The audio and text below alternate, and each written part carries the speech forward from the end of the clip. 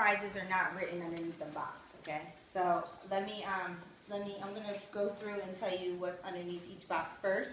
That way you have that and then do the actual booking activity demonstration. So you may not want to record right now, maybe just write. Okay. She's saying stop recording. No, I got it. Okay. Okay, So, you can use this, you can change however you want. Wait, did you start already? Are you doing she the real just one? wants you I didn't start the actual, I'm gonna break down the boxes first. So my suggestion to you, well, first of all, to make, the tape is, help me out. Duct tape, glitter duct tape from Walmart, if you have, that, $5.97 a roll. Okay, you should only need one roll. These are little bling rolls that you can get either at Walmart or the craft store. Do not spend a lot of money and use your coupons if you're going to AC Moore. 11 jewelry boxes, smaller letters. Chastity actually put the numbers on the boxes. I used smaller numbers, and I didn't put this part as big. It was a little bit smaller, so I put the numbers slightly above. Doesn't matter. This is extra. I didn't have that on mine, but if you're using this at a vendor event, that's even better. Those are just sticky little glitter, again, from the craft store. Extra blings, and I used paint instead of, when I originally made the board, I used paint markers. Okay, but use paint because it's way easier and it dries quicker, and it's not a big blob when you mess up. So that's that. And then the silver was the paint marker. So do however you want. It shouldn't. And the board is actually a foam board, and it's from the dollar store. Do not go crazy. Okay, do not spend a lot of money. So overall, you should not be spending more than $14 on this board. Okay. Also, dollar store, as far as the foam dice go, comes with a pair. Okay, any color you want. My suggestion to you is to write the prizes on the lids. That way, you have, Nancy talks about jeweler lady instincts. You use your jeweler lady instincts to know the crowd. You know if you're going into a high retail type of area or not. So sometimes you got to give to get. So that's when I make my prizes a little bit bigger underneath the box, and I just write them with a Sharpie. And every single box top says winner, and then it has the prize. And so I have 12 different prizes. Now, if you've ever played a game of craps at the casinos, then you know what the odds are for rolling. I know, we don't do that. So if you played a game of craps, you know that 7 is the most favorable number. So you're going to put in something like a a tennis bracelet, something that you don't value as high as your other gifts. Okay, so 7 is the most common, and then 6 and 8. So in my boxes it says tennis bracelet. 6 and 8 are also a tennis bracelet. And then we go to 5 and 11, and 5 and 11 are going to be stretch rings because they're the next. And then 10 and 4 are going to be charm bracelets because they're the next on the odds. Yep. And then what am I missing? 9 and 3 are going to be. I think I have jewelry organizers in them. And then 2 and 12 are like my grand prizes, my like, you won't ever get it kind of thing, but if you do, oh crap. Whatever. I think by 12 is $75 in free jewelry. And really, if we're thinking about that, that's like $30-some for a piece. So if you need a quick booking, maybe that's something that you put on there. And then 2, I have Tiffany's Choice or whatever. So it's something that, I've either shown in my fashion segment or something that I'm wearing. And it could be a combo of a necklace and earrings or necklace and bracelet. So that too can get a little costly. So again, it's up to you, whatever you want to put in there. Okay? And so then I go like this. I play player pass with this. And so if you want to record, here's where you will record. Let me just say. So I always stick to player pass. It's just what works for me. You can adhere this to however you want. My verbiage would be like this. I just got done showing the hostess plan in my first game, and I would say, okay, now ladies, I am so excited because you just heard about our amazing hostess plan, and now I'm giving you the opportunity to take advantage of it. Pause. Do you see what I just did?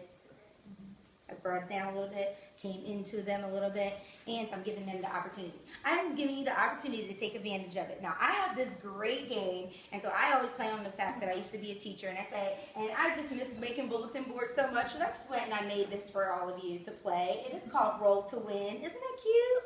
Yes, okay, thank you. You can give me a nice compliment because I love those.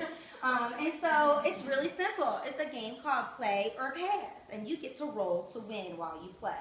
Here's how it works. If you decide to play, not only do you get all of that free jewelry and the half price items that we talked about in the Amazing Hostess Plan with Premier, but you get to pick a date on my calendar and you get a chance to roll to win. And I love giving away free bling and things. So you get a chance to roll and win something extra to all that Premier is already going to give you as a hostess. Now, if you decide to pass, unfortunately, it's just a really sad story and you don't win anything at all, and that's just really not that fun. You're also telling me that if you decide to play, that you love jewelry and you like me. And really, if the second part isn't true, I won't be offended. But if you decide to pass and you're telling me that you just like to shop, and I'm not going to be offended about that either. Okay, so shop at full price, and you're not going to be offended with that either. So then I go around. Nancy, would you like to play or pass?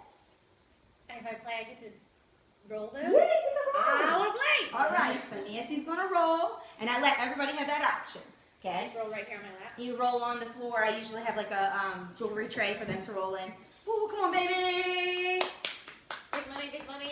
Nine! All right, and so then what I'm going to do is I'm going to say, Nancy, write that down on your guest survey. So she has a 9, and I usually keep track of it too, because I don't want to spoil the surprise for anybody else, okay? And then I go around, and I say, Rebecca, do you want to play or do you want to pass? I'm going to play. All right, so Rebecca's going to roll. Woo, and she's got 2.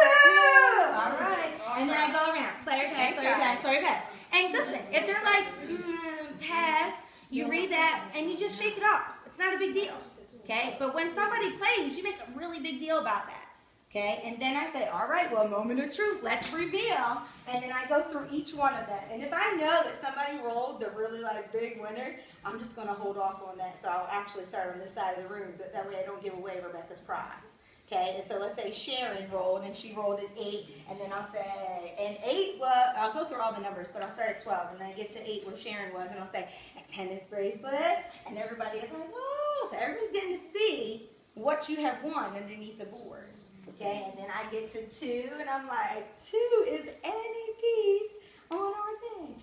So, Rebecca, you win my necklace or my bracelets or whatever I have on today. It's up to you. You get to pick that out, Rebecca. They're like, wow. Okay, and then, so I revealed all the prizes. Everybody knows if they played, they got a tape.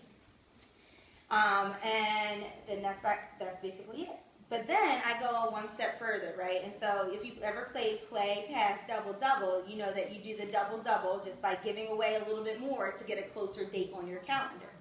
So now that all the numbers have been revealed, then I can say, now ladies, if I know that I need a date, so my verbiage would then be, ladies, this is a game called play, pass, double, double.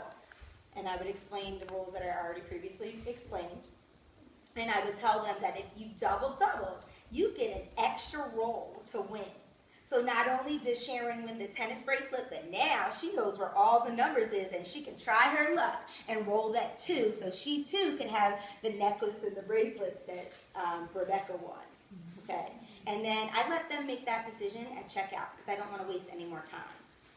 Okay, and that's my roll to win. But when they rolled, they were just like, I don't know what it is about it. Maybe it's just the board because it's super cute, and some people are like, oh, this is so much to carry in and out. I have 2 little easels that I bought from the dollar store that it just sits up against, or if I had a chair like this and it was extra, I mean, it's really not that much more.